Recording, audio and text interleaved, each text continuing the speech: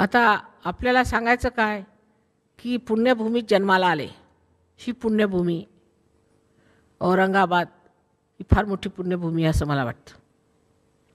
मोठमोठाले संत इथे झाले. केव्हापासून हजारो वर्षापासून इथे लोकांनी मेहनत केली आणि तुम्हाला एवढं पुण्यदान दिलेलं आहे. त्या पुण्याच्या दमावर आज आपण इथे बसलात, सदाचरण केलं, धर्माने वागलात, पण अजून पूर्णत्वाला आला नाहीत. म्हणून आत्मानुभव घेतला.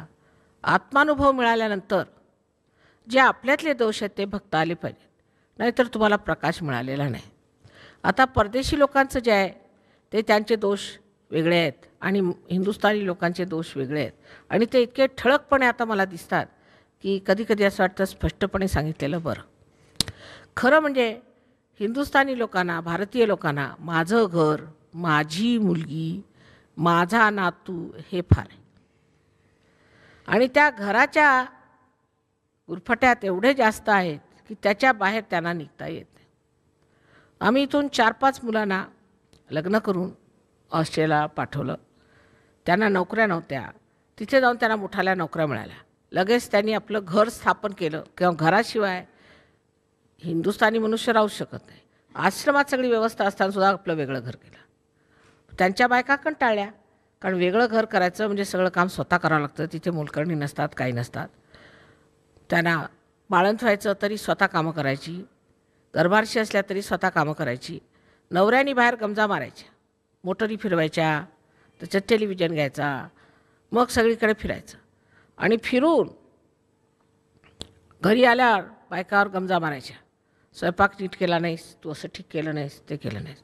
त्या बायका कंटाळल्या. हे का असले म्हणे नवरे, तिथे सगळं काम करता येत नाही, बाहेरची स्वच्छता करता येत नाही, फक्त माझं घर असलं पाहिजे व्यवस्थित आणि आपलं बाहेर फिरायचं. आणि ते सगळ्यांचंच आहे आपल्या इथे. आपल्या इथल्या सगळ्या पुरुषांना काही हात कशाला लावता येत नाही, कोणत्या हाताने काम करता येत नाही. सगळे पांढरपेशी इथून तिथून. आमच्याकडे आम्ही एक माळी ठेवलेत, माळी आहेत बरं का ते. आणखी ऑस्ट्रियाहून तिथले UNचे ते ॲग्रिकल्चरचे ॲडवायझर आहेत, ते इथे आले. ते आपल्या हातात फावडा घेऊन कुदळ घेऊन मेहनत करतात. हे कमरेवर हात ठेवून बसलेत, पायात रबराचे बूट घालून. म्हटलं पायात रबराचे बूट कशाला घातले? म्हणे मला चिखलानी त्रास होतो. असं का? म्हटलं मग आता तुम्ही कुठेतरी जाऊन राजेसाहेब व्हा. हे आपल्यामध्ये फार जास्त आहे. आणि बायकांचा असा विषय झाला आहे, कारण त्यांना हे कळतं की पुरुषांना जर घर व्यवस्थित करून दिलं, चमचमीत जेवायला दिलं की आपल्या हातात असतात. पण त्या आपल्या ते घरामध्ये खूप चमचमीत, आज हे करायचं, उद्या नवऱ्याला ते करायचं, मग जेवणाला हे द्यायचं, म्हणजे तुम्हाला हे आवडतं. मग आता त्यांना जर कारली आवडतात तर सगळ्यांनी भांडून कारली आणायची बाजारातनं, तर शिजवून द्यायचं, नवऱ्याची सगळी सेवा करायची, नवऱ्याच्या पाठीपाठी लागायचं. त्यांनी नवरे खराब होतात पहिली गोष्ट. आणि घर म्हणजे काहीतरी विशेष असं जे आपण केलेलं आहे त्याच्या पलीकडे काही आहे तिकडे लक्ष जात नाही. ते जे माझं माझं आहे ते इतकं संकुचित संकुचित संकुचित होता आपण त्याच्यात नष्ट होतात. हे आपल्यातलं एक जायला पाहिजे. तुम्ही जर सहयोग, तुम्ही योगीजन झाले, जिथे बसाल तिथे तुमचं घर, जिथे जाल तिथे तुमचं घर. कुटुंब एवढं लहानचं की काय विचारायला नको. ते लहानपण मोठं कसं होणार? आणि त्यामुळे जेवढं काही कमवलेलं पूर्वजन्मातलं पुण्य आहे त्याच्यामुळे तुम्ही अशा भारतभूमीच्या योगभूमी जन्माला आलात, त्याचा सर्वनाश होतो. ते मोठंपणे आला पाहिजे. ते मोठंपणे येत नाही. आणि पुरुषांच्यामध्ये तर फार कमी असं ह्या लोकांचं म्हणणं आहे. आता सगळ्यांनी लिहून पाठवलं की आम्हाला हिंदुस्थानातल्या बायका फार आवडतात पण पुरुष नको, कारण सगळे आळशीस्वर आहेत. ते दिसतं आपल्याला. घराच्या बाहेर घाण पडलेली असली तर आपण त्याच्यावर तुडून वर जाऊ, पण घर मात्र बायका स्वच्छ ठेवतात. बरं, बायका हुशार आहेत. घर ठीक ठेवलं पाहिजे. म्हणजे नवरा घरात राहतो, त्याला घरात ठेवणंच कठीण, कारण तो सारखा घरातनं पळतच असतो.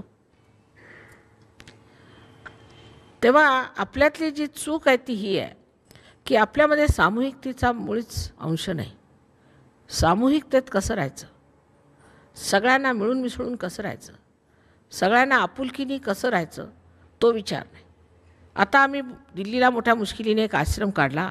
तिथे एक मनुष्य राहायला तयार नाही. नवरा बायकोला दादा पुता करून मुंबईहून पाठवलं 2 दिवसात परत. माझं घर, ही जी भावना ती आधी तोडायला पाहिजे. सगळं जग माझं घर आहे असं ज्या दिवशी म्हणाल तेव्हाच म्हटलं पाहिजे की तुमचं थोर मन झालेलं आहे. मन इतकं संकुचित आहे, त्याच्यामुळे वाढ कशी होणार सहयोगांची.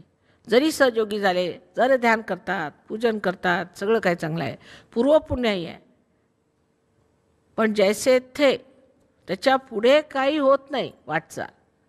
त्याला कारण मी शोधून काढलं की अत्यंत घुटमळणं आहे घरातल्या घरात. जर तिथेच तिथे गोल फिरायला लागले तर पुढे कसे जाणार. सामूहिकतेत उतरता येत नाही. सगळं स्वतःला धरून मार करायचं, स्वतःची प्रतिष्ठा वाढवायची, स्वतःचं घर, स्वतःची बायको, स्वतःची मुलं, अमकं तमकं तमकं हे. जोपर्यंत तुम्ही त्याच्यातनं बाहेर निघत नाही आणि नुसती गाढव मेहनत आहे, ही गाढव मेहनत आहे. सगळं जर परमेश्वर करतो तर तुम्ही कशाला गाढव होता. जेव्हा तुम्ही म्हणाल की मी सर्व काही करतो तर तुम्ही गाढव झाले. तसं ख्रिस्त गाढवावर बसले होते आणि ते गाढव त्यांना घेऊन चालला होता. त्या गाढवाला असं वाटलं की सगळेजण माझ्या गळ्यात हार घालतात म्हणजे मीच ख्रिस्त झालो. तर ख्रिस्ताला जरा त्रास देऊ लागले तर त्यांनी गाढव सोडला आणि दुसरीकडे निघून गेले. तर तिकडनं ज्याचं ते गाढव होतं तो परीट आला, त्याने 2-4 हाणले त्या गाढवाला. त्याच्या लक्षात आलं की बाबा मी गाढवच आहे. तर जो ख्रिस्त होता तो ख्रिस्त आहे, तसा जो योगीजन आहे तो योगीजन आहे, तो काही गाढव नाही आहे. नसती गाढव मेहनत आपल्या बायकोला खुश करायचं, ह्याला खुश करायचं, त्याला खुश करायला काहीही गरज नाही.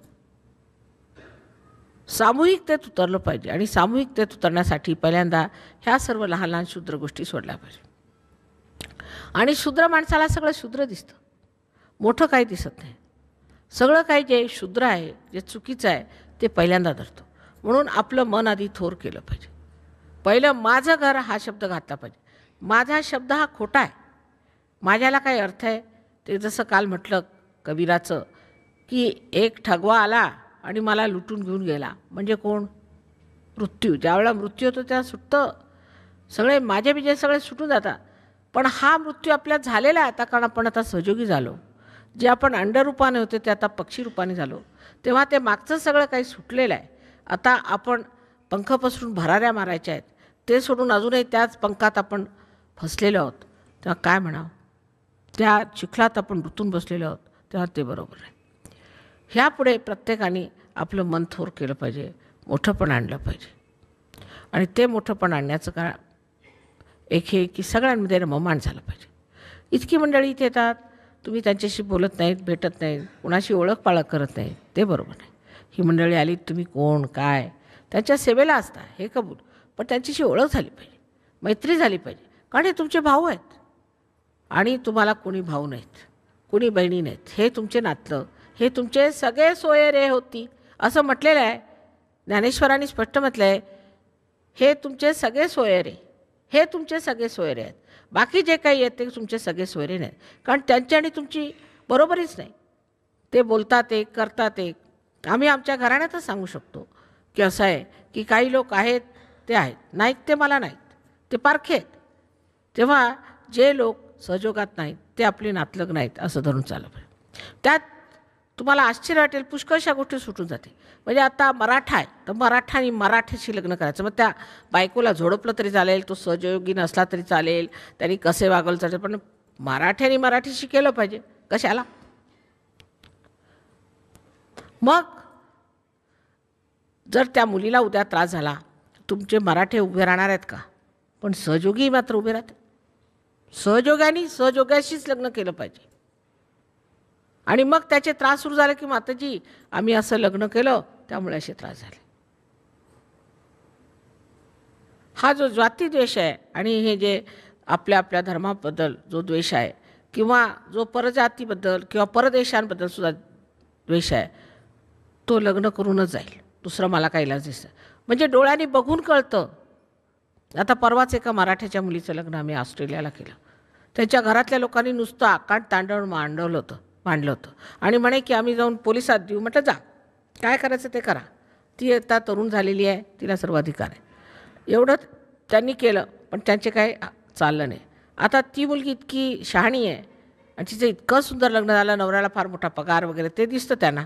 तर आता सगळे निघाले ऑस्ट्रेलियाला जायला, काठोडी बांधून. लग्नाच्या वेळेला एवढा मूर्खपणा केला. तसंच आम्ही ब्राह्मणालाच देऊ. पण ब्राह्मणाने उद्या काढली घरातनं तर मग काय करणार तुम्ही?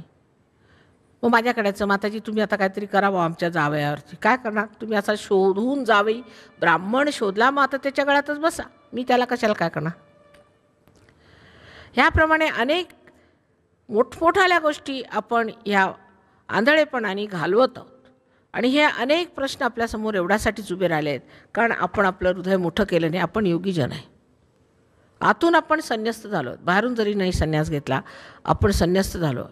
आणि आपण संन्यस्त झालो आहे ह्या गर्वामध्ये तुम्ही राहिलं पाहिजे आणि त्याचाच आनंद मानून घेतला पाहिजे. नाहीतर तुमची प्रगती होणारच नाही. कधीच प्रगती होणार नाही. काय जरी तुम्ही केलं तरी तुमची प्रगती होणार नाही जोपर्यंत तुम्ही आपलं मन थोर करणार नाही. आणि ह्या अशा चुकीच्या समजुती आपल्यामध्ये पुष्कळ आहेत, त्या गेल्या पाहिजेत.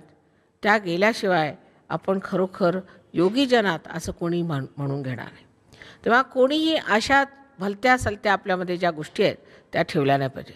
तुम्हाला आश्चर्य वाटेल की मी जे सांगते त्याच्या आधी इथे ह्या महाराष्ट्रात जेवढे मोठमोठाले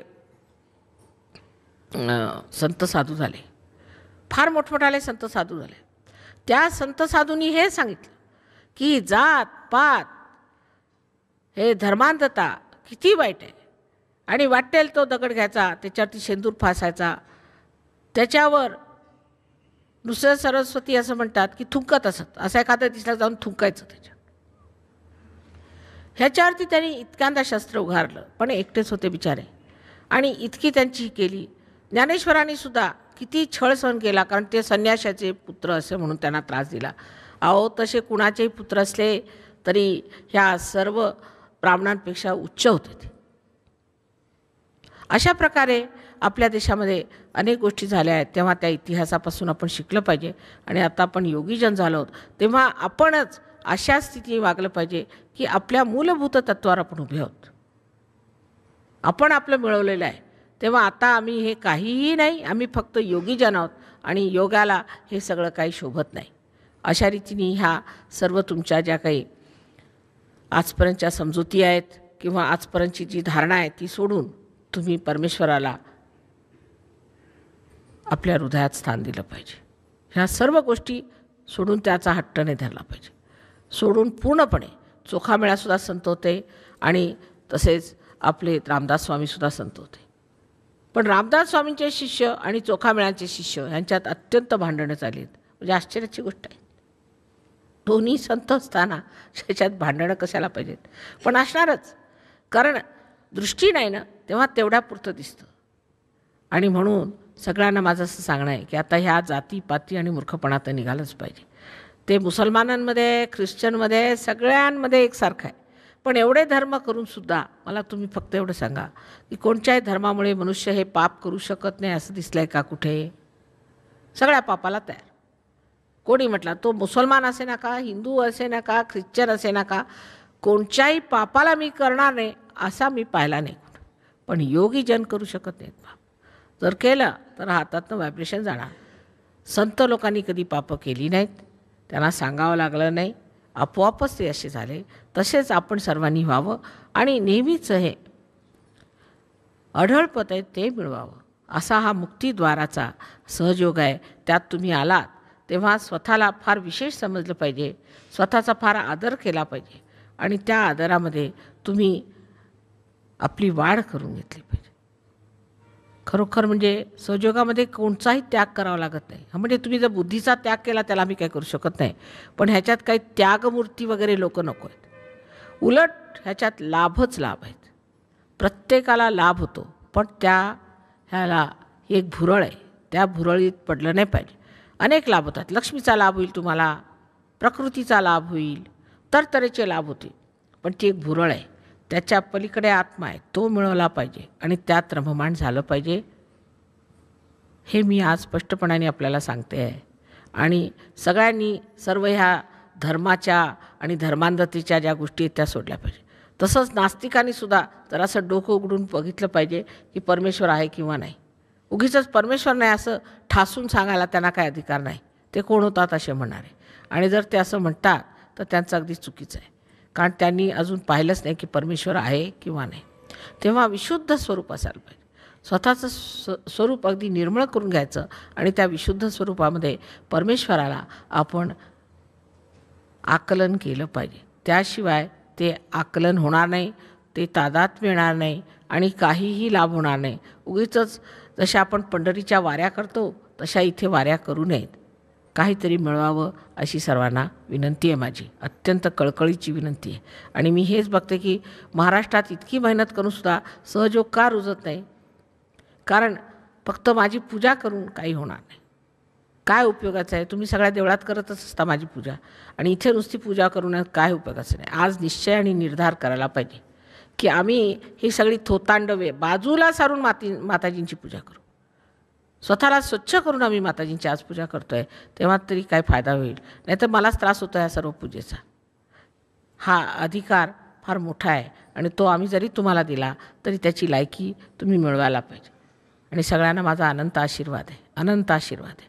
कृपा करून आपल्याकडे लक्ष द्या, आपलं महत्त्व जाणा, आपलं मोठंपण जाणा. आज कोणत्या कार्याला तुम्ही लागलेत, हे विश्वाचं एवढं मोठं क्रांतीचं कार्य आम्ही काढलेलं आहे, त्यात तुम्ही उभे आहात.